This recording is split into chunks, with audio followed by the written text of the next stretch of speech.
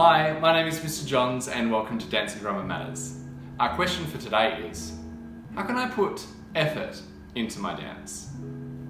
Effort. That's a joke that'll make sense during the lesson.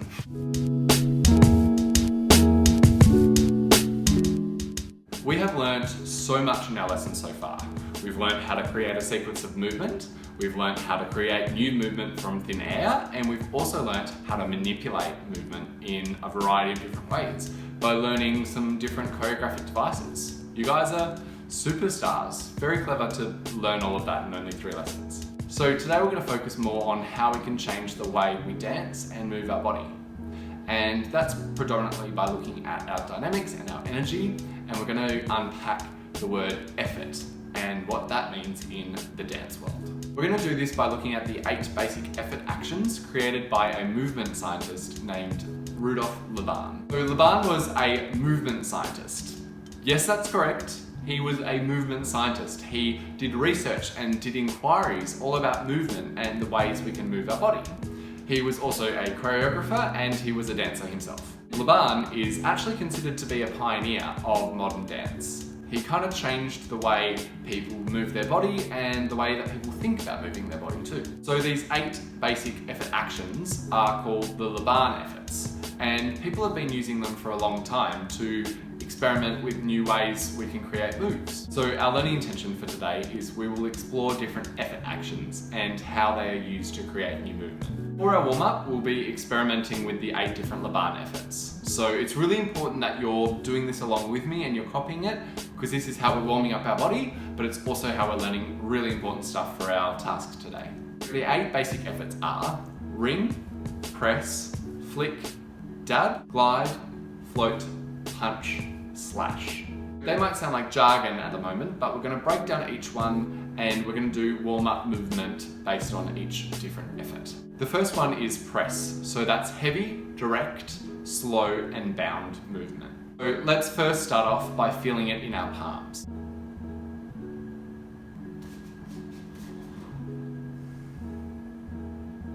Let's take that movement forward, downwards, backwards and all across our body.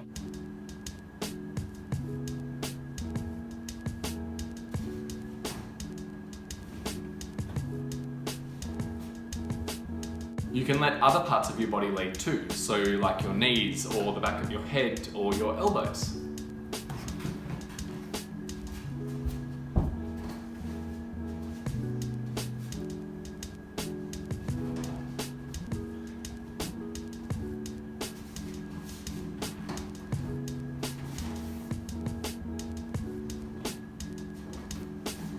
And you can let 2 parts of your body press in different and opposite directions.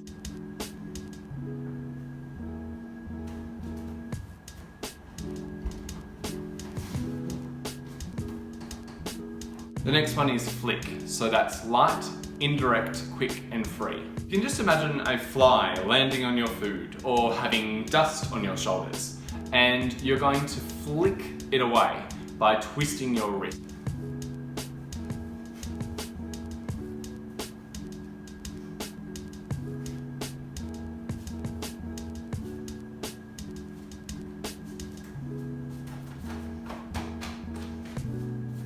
You can flick every part of your kinesphere. So you can flick close to your body, you can flick away from your body, you can flick forward, backwards, up and down in all different directions.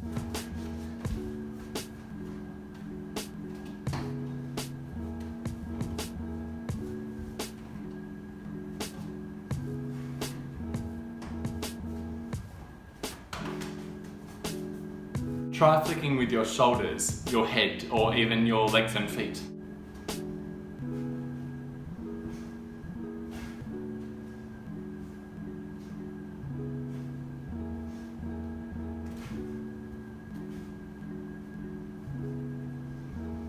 The next one is ring, which is heavy, indirect, slow, and bound. Try the movement in your hands first, and imagine you're wringing out some clothes that have been wet.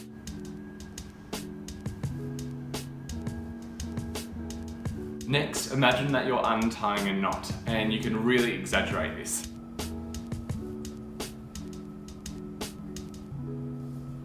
Next, you need to imagine that your whole body is a wet blanket and you're wringing it out.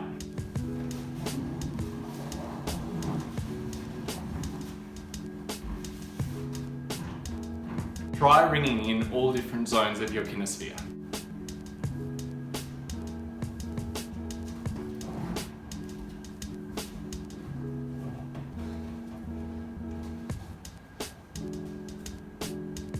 The next one is dab, which is light, direct, quick and free.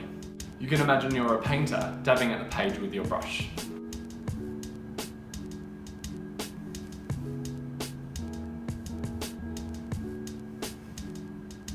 You can imagine you're typing at a computer and dabbing at the keys with your fingers.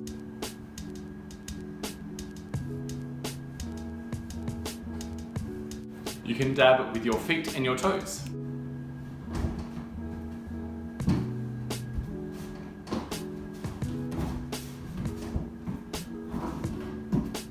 You can also try dabbing with your head and your elbows.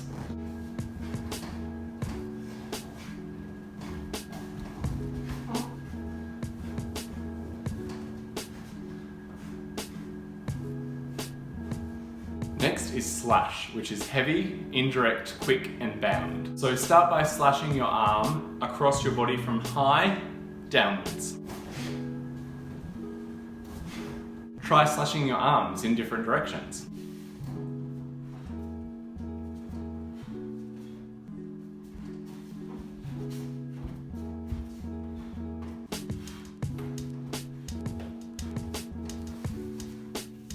Now try slashing your legs.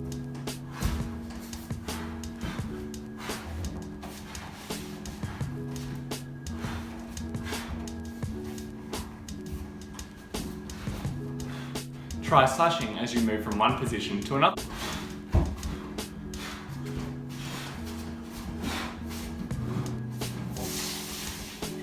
Next is glide, which is light, direct, slow and free. Imagine that you're smoothing something horizontally with your hands.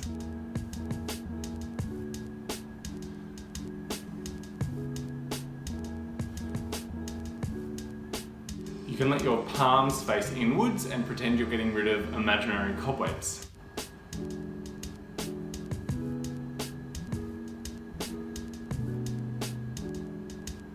You can glide over the floor with your legs.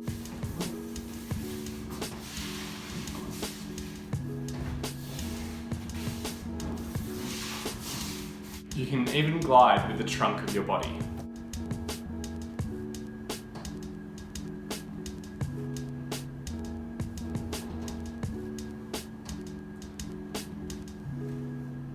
Our next one is punch, which is heavy, direct, quick and bound. Try making a fist and punch an imaginary object. Punch in all different directions of your kinesphere.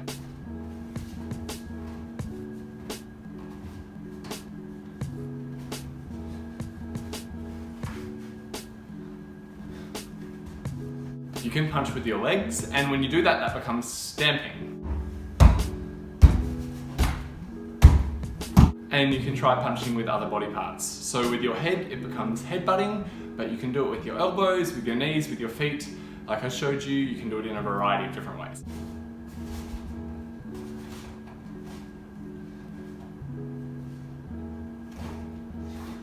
And our last one is float, which is light, indirect, slow and free.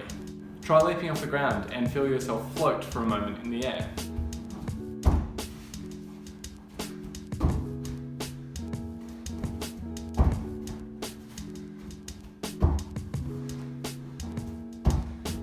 Float with your legs and touch the floor very lightly with your toes.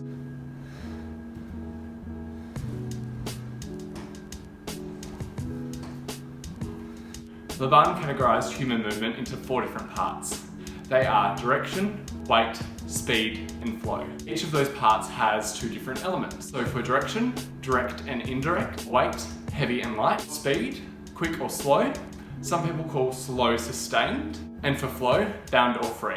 So for each effort, Laban said which parts were used. So for example with the ring, the direction is indirect and the weight is heavy. The speed is slow or sustained and the flow is bound. So your success criteria today is I can use the 8 different Laban efforts to create movement. Your task is to create a 32-beat sequence of movement using all 8 of these Laban efforts. So when I say 32-beat sequence, I mean 4 counts of 8, so you count 8 4 times. Make sure you use all 8 of the different efforts and that you transition between them. Alright, so go! Now it's your time to come up with your moves. Welcome back. So now you should have a 32-beat sequence of movement and it should include all 8 of the Laban efforts. Now it's your time to perform your dance. So you need to find someone to perform it to, and remember, it's a really good idea if you film it while you're performing it, because that means you can watch over it afterwards and you can see how you've gone. Now's our time to reflect on our learning. Were you able to use all 8 of the Laban efforts? Was it hard to transition between each of the different 8 movements? And why? Or why not? Alright, that's all we have time for today. Thank you so much for joining us and I'll see you next week. Bye!